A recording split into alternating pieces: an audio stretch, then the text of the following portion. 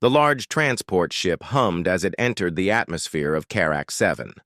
Inside, Park looked out the small window at the endless yellow-orange landscape below. Nothing but sand and rocks as far as he could see. He wiped sweat from his forehead. The ship's cooling system was already struggling with the planet's heat, and they hadn't even landed yet. "Nervous?" asked Tyke, who sat beside him checking their supply list one last time. "No," Park said, tightening the straps on his boots.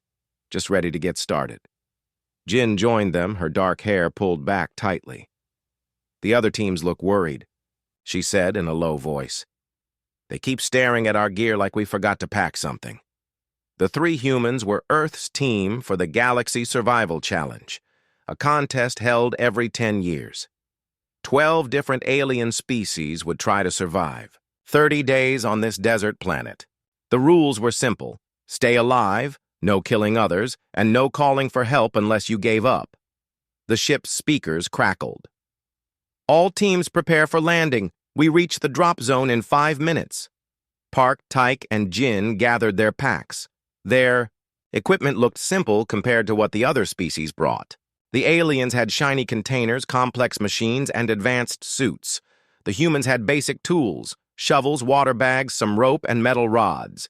"Those poor humans," a voice said in the universal translator. "Their technology is so basic." Park turned to see Dahl, the blue-skinned Nelvorian, looking at them with what seemed like pity. Nelvorians came from an ocean planet and had technology that could pull water from almost anywhere. Their skin needed constant moisture to stay healthy. "We'll be fine," Park said with a small smile. "You'll call for rescue within 3 days," Dahl replied, patting a silver box at his side. "This water recycler processes 99.9% of bodily fluids back into drinking water. We've survived drought conditions for over 200 days in testing, now." Nodded politely but said nothing. Park had taught them not to reveal their plans. The ship landed with a soft bump. The doors opened and hot air rushed in like a furnace blast. Park pulled his hat low over his eyes as they walked down the ramp onto the planet's surface. A tall, thin alien with gray skin and 4 arms greeted them. This was Toll, one of the Keldorian judges who ran the competition. "Welcome to Karak 7, Toll announced to all teams. "You will each be taken to your assigned areas. All zones have similar conditions and resources. The challenge begins when we leave. Good luck to all competitors." Small hover vehicles took each team to their zones, about 10 kilometers apart.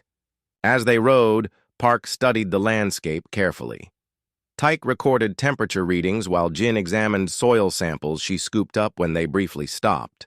"It's even drier than we expected," Jin said quietly.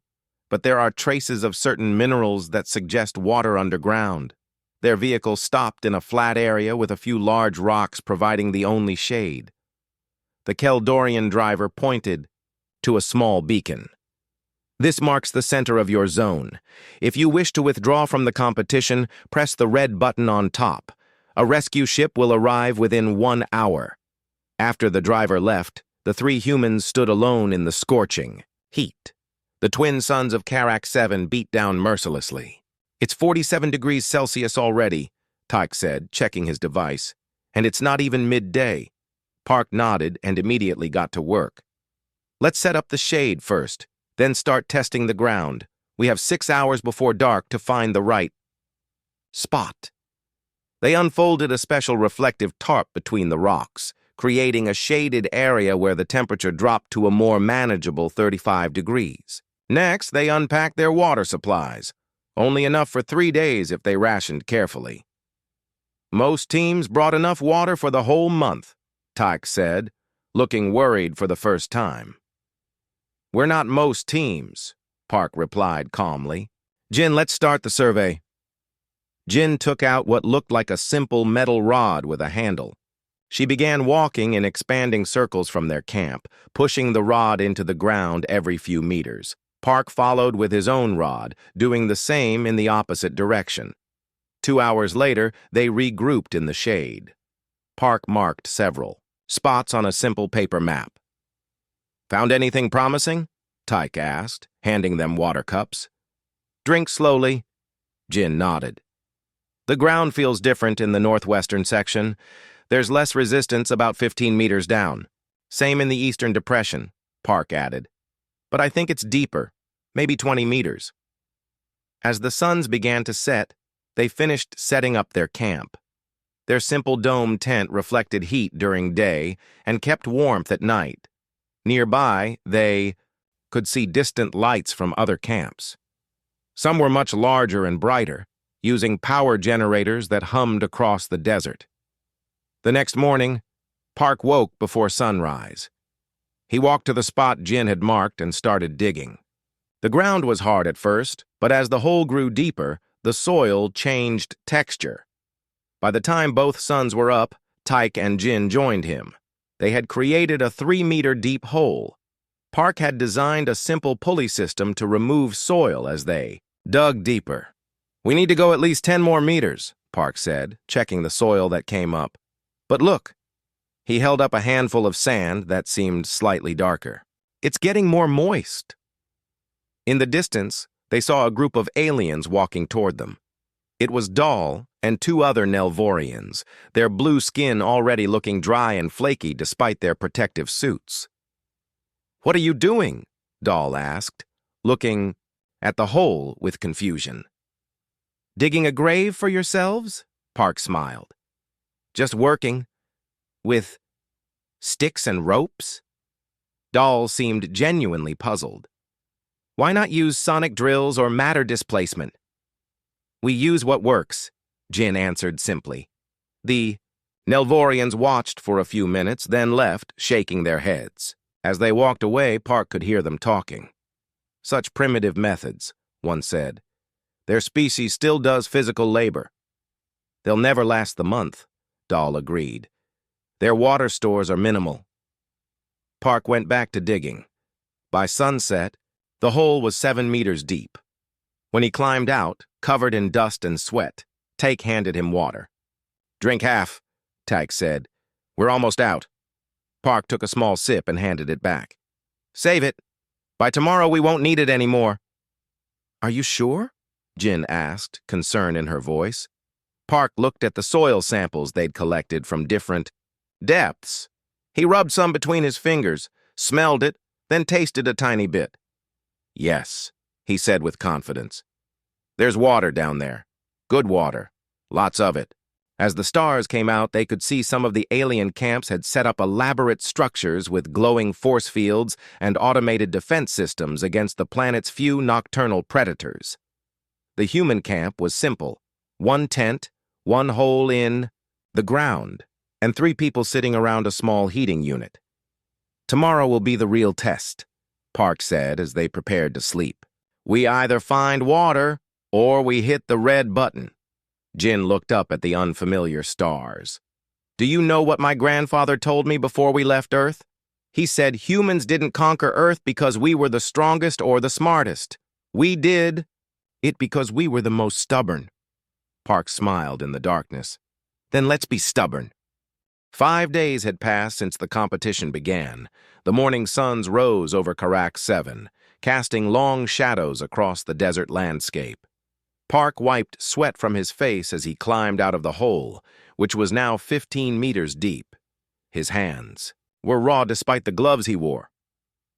Any progress? Jin asked, handing him a cup with their last few drops of water. Park shook his head and gave the water back to her. You need it more than I do. Tyke joined them, looking tired. Dark circles had formed under his eyes. 2 more teams pressed their red buttons last night. The Vexil and the Grenner have left the competition. Park wasn't surprised. The Vexil came from a cold planet and struggled with heat. The Grennar relied too much on their water-making machines, which had failed in the harsh conditions. How many teams are left? Park asked.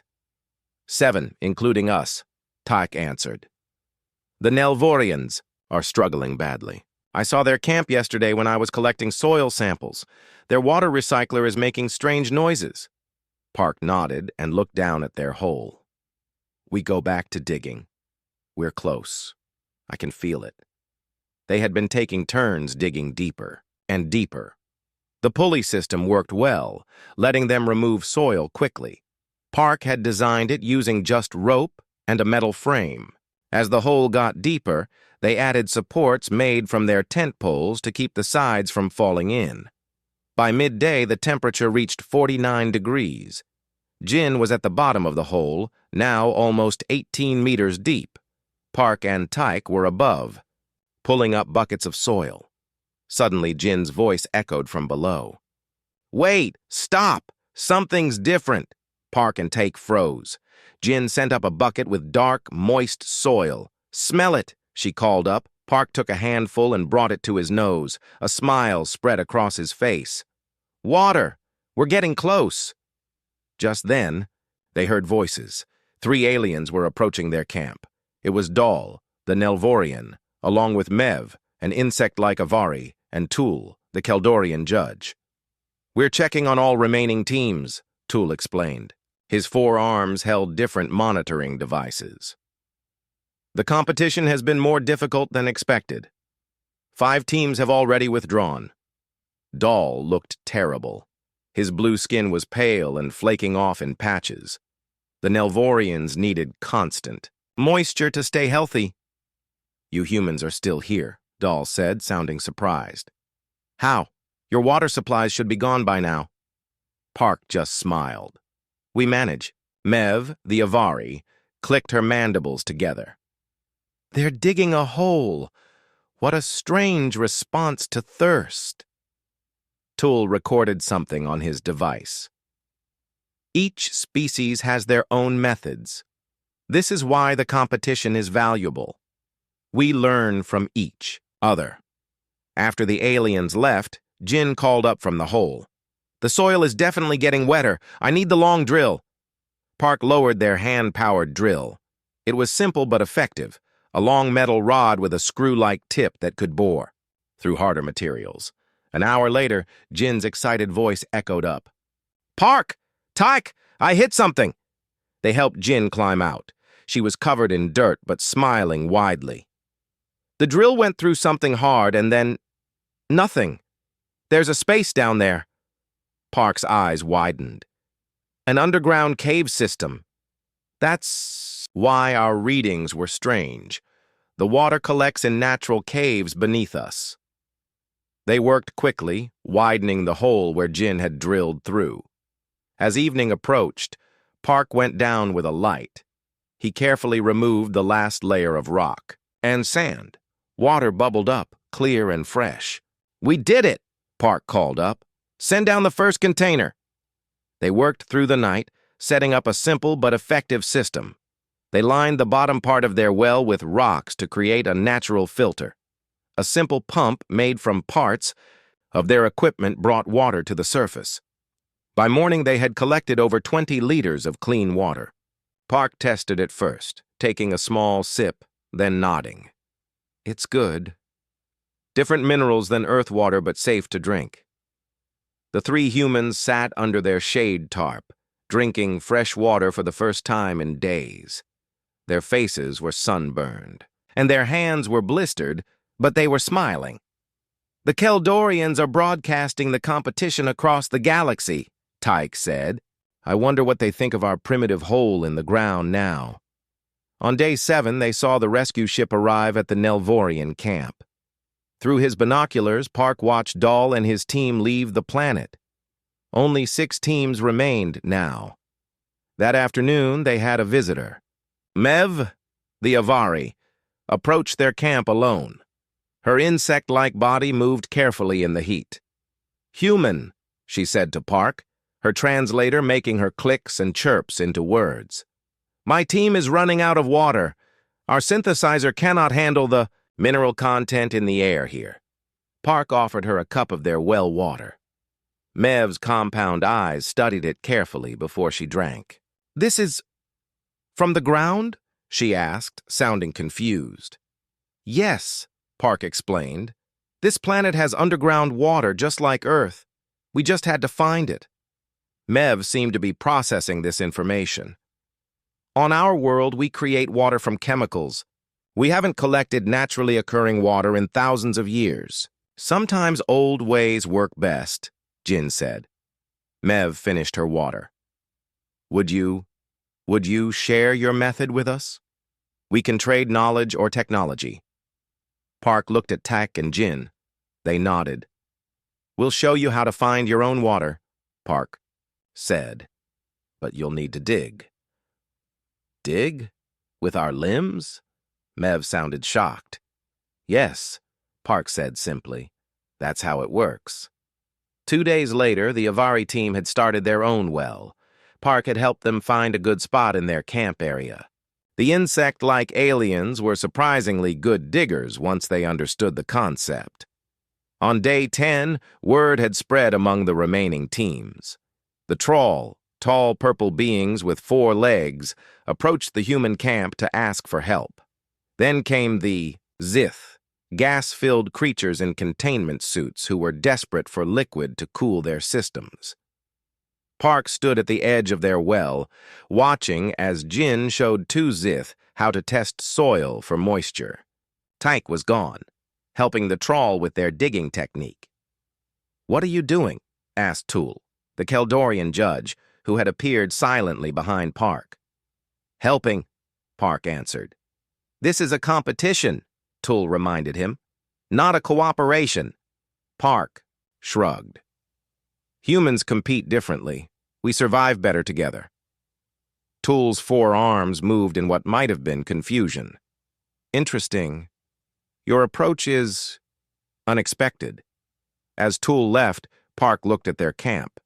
What had started as a simple hole in the ground was becoming something more. They had expanded the well, built a better pump, and created a small pool for storing water. Teams from 3 different species were coming and going, learning, helping, and trading. "Park!" called Jin from across the camp.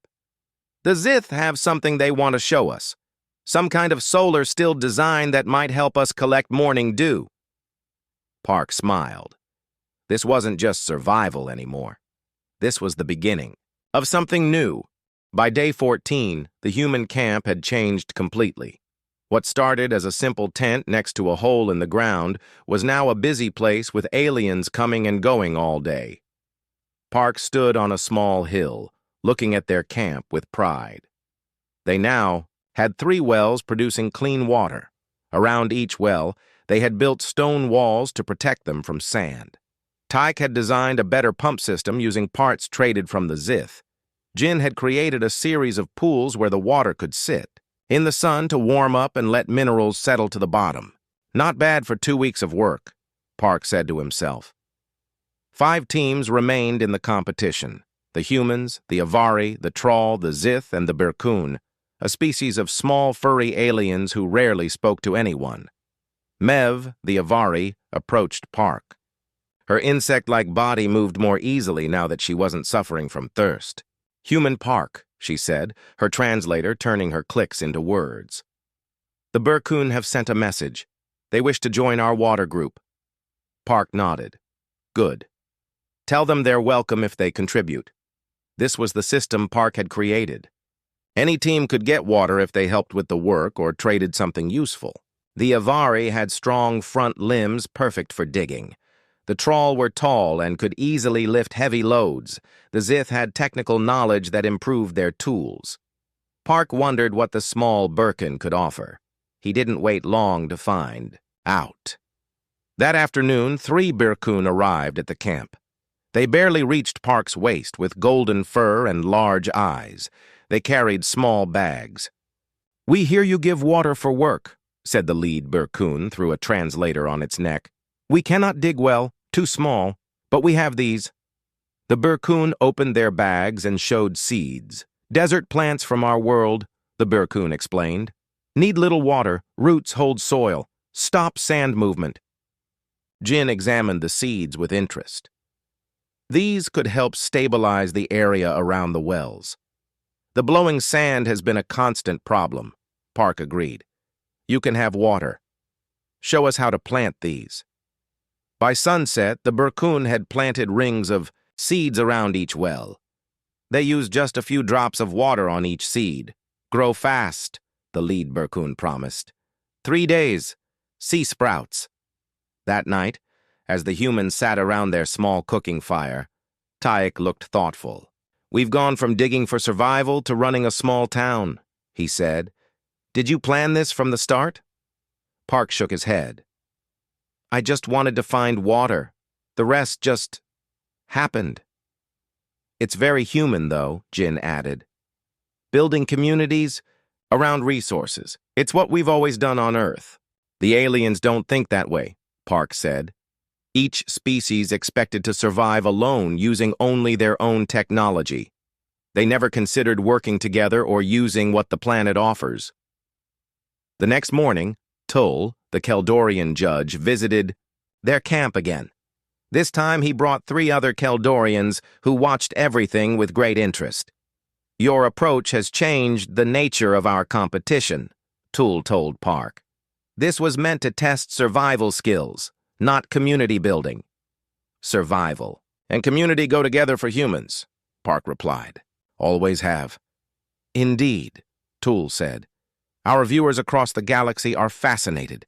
Your camp receives more view time than all other teams combined." Park was surprised. "People are watching us?" "Of course. The Galaxy Survival Challenge is a major entertainment event. Billions of beings view it, and now they watch humans teach ancient water-finding skills to advanced species." After the judges left, Park told Jin and Tyke about the viewers. "Great," Tyke said with a laugh. "We're famous for digging holes." "No," Jin said seriously. "We're famous for solving problems with simple solutions and for sharing knowledge." On Day 18. Something amazing happened. The Berkun's seeds had grown into small green plants with thick stems and tiny leaves. They formed perfect circles around each well, holding the sand in place. The plants seemed to glow slightly at night, creating beautiful rings of soft light. "Light is energy storage," the Berkun explained. "Plants take extra sun energy, release as light at night." The glowing plants made their camp visible from far away. That evening, 2 more aliens arrived. They weren't from any team. They were traders who traveled between planets, bringing supplies to remote places. "We saw your lights," one trader said. "Few know there is a competition here. We came to see." "Do you need supplies?" Park thought quickly. "What would you take in trade?" The trader pointed to the water pools. "Fresh water is valuable on desert worlds. Fill our containers, we trade fairly." This began a new phase for the human camp. Word spread among space traders that fresh water was available on Carax 7. Every few days, new ships would arrive at the edge of their camp. The humans and their alien partners would fill containers with water in exchange for food, tools, and information. By day 22, they had expanded to 6 wells. The trawl had dug 2 more wells in a new area Park had identified. The Avari had built a complex water filter using their sticky silk and charcoal. The Zith had created a cooling system that kept one water pool cold even during the hottest part of the day. "This is no longer just survival," Jin said as she watched aliens from 3 different species working together to build a new storage, a tank. "We've started a trading post," Park nodded. "Earth's first outpost on Carax 7. Not bad for 3 humans with shovels." That night, a storm hit the desert. Strong winds blew sand everywhere. The temperature dropped suddenly, and rain fell for the first time since they had arrived. Cold, heavy rain that came down in sheets. The humans and their alien partners huddled, under shelters they had built. The trawl, whose 4 strong legs kept them stable in the wind, stood guard over the wells to make sure they didn't overflow or get damaged. The storm lasted 6 hours. When it ended, their camp had changed again. The rain had soaked into the ground, and the Berkun's plants had doubled in size. Small pools of water stood everywhere. "The storm was good timing," Park said as they inspected the camp at sunrise. "Our water supplies just got refilled, and the competition ends in 1 week," Tyke added. I wonder what happens then. Jin looked at the thriving community they had built, aliens working together, wells producing water, plants growing, and traders coming and going. Does it matter? She asked. I think we've already won something more important than a competition. Day 30 arrived with the first sun rising over the desert. Park woke early and climbed to the top of a small hill near their camp. He wanted to see everything they had built one last time before the competition ended. What had started as 3 humans with basic tools was now a small village. 8 wells provided clean water. The Birkun's plants had spread, creating green circles that held the sand in place. A trading area had been set up where ships landed almost daily. Different alien species worked together, each using their special skills. Not bad, Park said to himself. Jin joined him on the hill. The Keldorians will be here soon. The competition ends today. Do you think we won? Park asked. Jin smiled. Look around. What do you think? They walked back to camp where Taek was helping a group of Troll repair one of the pumps. The tall purple aliens had become skilled at maintaining the water systems. Nearby, Mev and 3 other Avari were using their silk to make new water filters. The small Birkun were planting more seeds around the newest well. The humans return, called a Zith through its translator when it spotted Park and Jin. We have finished the cooling system for the 4th storage pool. Park thanked the floating gas-filled alien. The Zith had strange technology that could make water very cold or very hot without using fire or ice. This made their water good for different uses and for different species. At midday, 3 large Keldorian ships landed outside the camp. Tool and 20 other Keldorians walked to where the humans and their alien partners had gathered. The Galaxy Survival Challenge is now complete, Tool announced formally. 5 teams have survived the full 30 days on Karak 7. This is unprecedented. Usually only 1 or 2 teams remain at the end. The Keldorians looked at each team carefully. The Avari stood tall, their insect bodies no longer dry and cracked. The Troll's purple skin looked healthy. The Zith floated calmly in their suits. The Birkun's fur was clean and soft. All teams will receive recognition for completing the challenge, Tull continued. However, the Keldorian Council has decided to award a special commendation to the human team. Park, Jin, and Taek looked at each other in surprise. The purpose of this challenge has always been to test adaptability, Tull explained. The humans not only adapted to survive, but created a system that helped others survive. They turned simple, survival into thriving cooperation.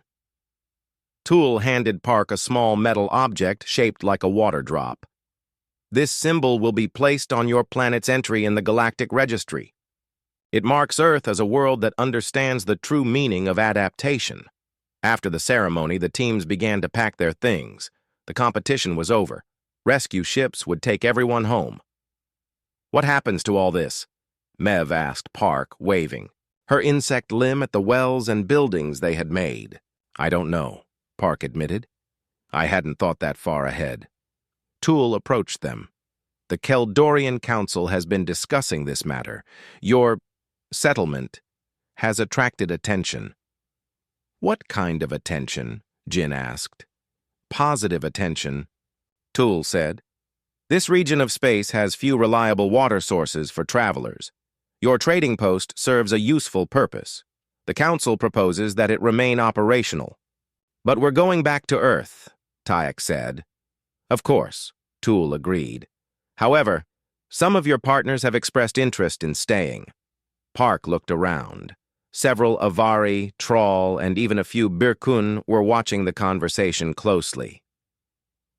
Would maintain the facilities you have built, Mev said. My people have decided I should remain as representative. The Troll and Birkun have made similar arrangements.